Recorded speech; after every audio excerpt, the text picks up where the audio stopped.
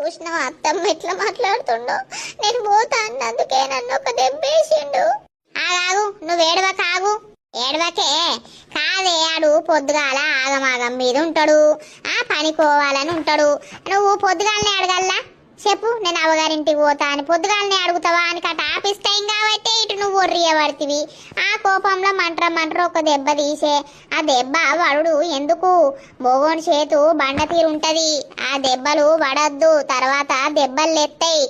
రాత్రి వచ్చినాక మెల్లగా బుదరకిచ్చి అడగవా? అడుగుతున్నా అత్తమ్మ, మొన్నటి నుండి అడుగుతున్నా. అడిగితే పో అంటలేడు.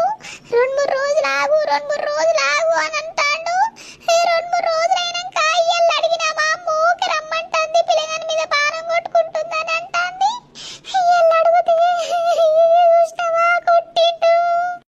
అయితే బాంచను ఆనందుకు తప్పు అయిందని నేనే అంటన్నా గాని ఈ ముచ్చట ఈడికే వదిలి